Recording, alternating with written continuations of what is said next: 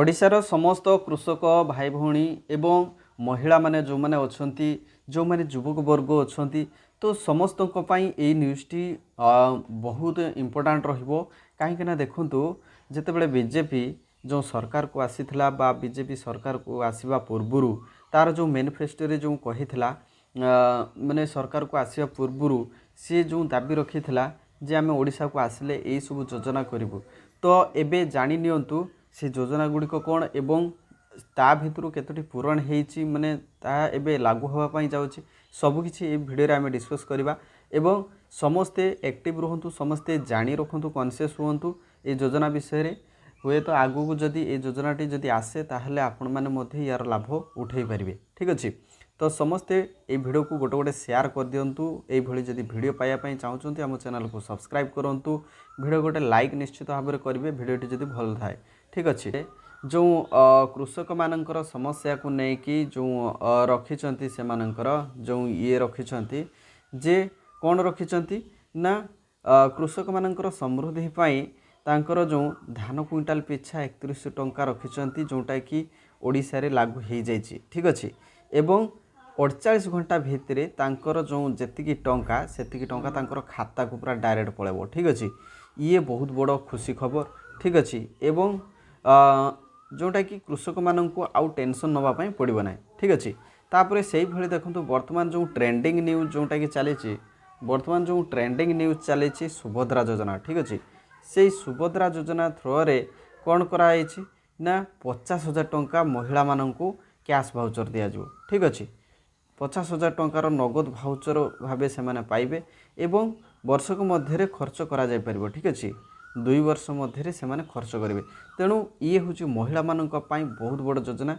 ठीक अच्छे से भाई आम जदि देखा से भाई देखु राज्य बाहर जो ओडिया भाई भौणी मैंने रोचंती तो से गवर्नमेंट तरफ गोटे व्यवस्था कराई से प्रस्ताव रखी जे जो मेट्रो सहर गुड़िक रोचे ट्विन सिटी गुड़िक रोचे से मेट्रो सहर गुड़िक ओडिया समुदाय भवन प्रतिष्ठा करेंगे बोली जोटा कि एक मैनिफेस्टो रही ठीक अच्छे से भाई देखु आपण मैंने देखी खुशी हेबे जे 2027 सुधा देखो ओडिशा रे 25 लाख लक्षपति दीदी सृष्टि करेंगे एवं एथिपाई 500 स्वयं सहायक गोष्ठीर एक शिल्प क्लस्टर सृष्टि करी उत्पादित सामग्रीर विपणन पाई ठीक अच्छे सुविधा प्रदान एवं प्रोत्साहन सह उत्पादित सामग्री बिक्री करिवार सुविधा प्रदान करा तेणु लक्षपति दीदी 2027 सुधा सृष्टि करा केते ना 25 लाख जो लक्षपति दीदी सृष्टि करा एवं एथिरे 500 जो स्वयं सहायक गोष्ठी जो एक शिल्प क्लस्टर सृष्टि करी सेमानकर जिनस को किणवे एवं से जिनस को केमिति बिक्री करा से सब व्यवस्था करा सबुठ बड़ खुशी खबर कथा हूँ देखु आमर जो ओडिशार जो उपात अंचल सॉरी उपकूलवर्ती अंचल जो मत्स्यजीवी माने जो मैंने अच्छा से मत्स्यजीवी मानक पई खुशी खबर कौन ना देखु अण उत्पादन समय जितेबाला से फिशिंग करुनथिबे घरे रोहुथिबे सेतिक समय 10,000 टंका लेखाएं सहायता राशि प्रदान करिवो एवं मत्स्यजीवी बंदर नवीकरण शीतल भंडार स्थापन एवं मत्स्य चाष पई प्रक्रियाकरण गृह स्थापन करी मत्स्य शिल्प रे वैप्लविक परिवर्तन आनी बोली तांकर जो रखिथिले सेमानकर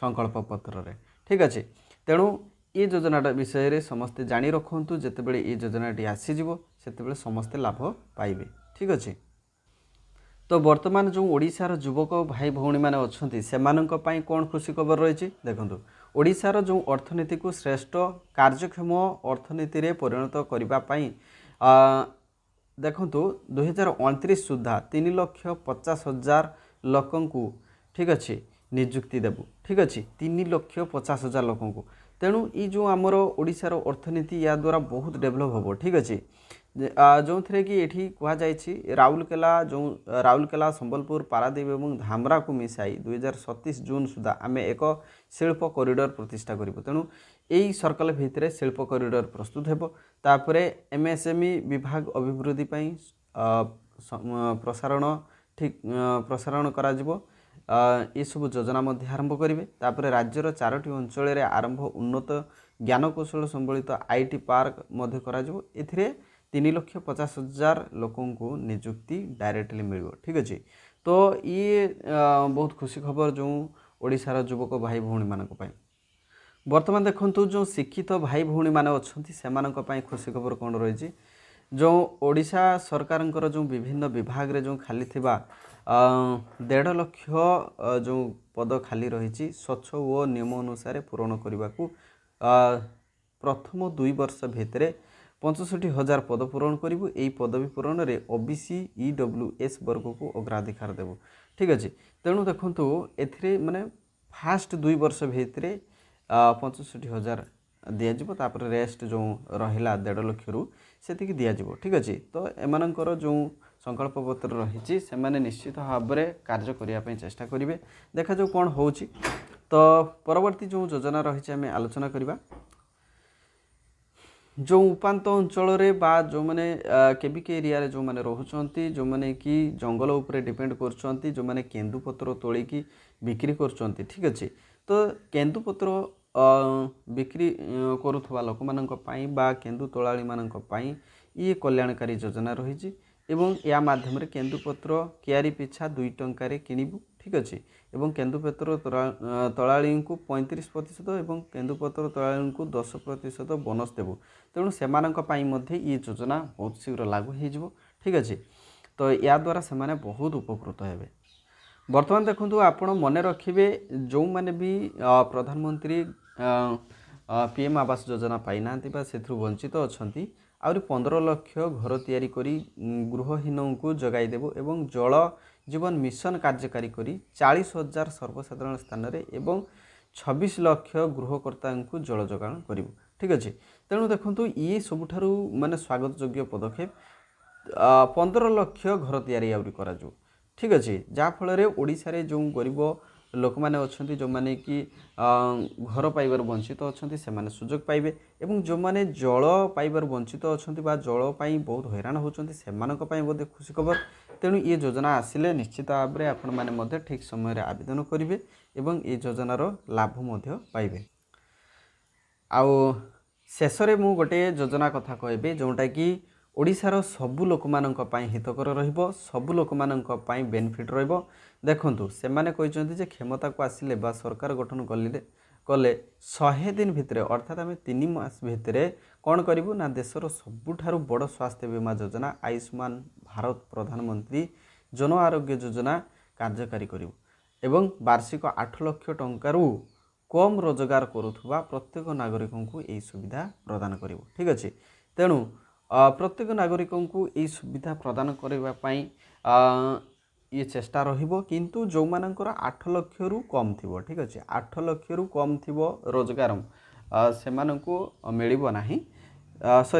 8 ଲକ୍ଷରୁ କମ୍ ଯେଉଁମାନଙ୍କର ଥିବ ସେମାନେ ପାଇବେ ଏବଂ 8 ଲକ୍ଷରୁ ଯେଉଁମାନେ ଉର୍ଦ୍ଧ୍ୱ, ଠିକ୍ ଅଛି, ତ ସେମାନେ ପାଇବେ ନାହିଁ। ଠିକ୍ ଅଛି। ତ ଆଶା କରୁଛି ଏ ଭିଡ଼ିଓଟି ନିଶ୍ଚିତ ଭାବରେ ସମସ୍ତଙ୍କୁ ହେଲ୍ପଫୁଲ୍ କରିବ। ଏ ଭିଡ଼ିଓଟି ସମସ୍ତଙ୍କ ପାଖକୁ ପହଞ୍ଚିବା ଦରକାର। ତେଣୁ ଆପଣମାନେ ବାଇ ହ୍ୱାଟ୍ସଆପ୍ ବାଇ ଫେସବୁକ୍ ଏସବୁ ଥ୍ରୋରେ ଆପଣ ସେୟାର କରିକି ଅନ୍ୟମାନଙ୍କୁ ମଧ୍ୟ ଜଣାଇ ପାରିବେ। ଠିକ୍ ଅଛି।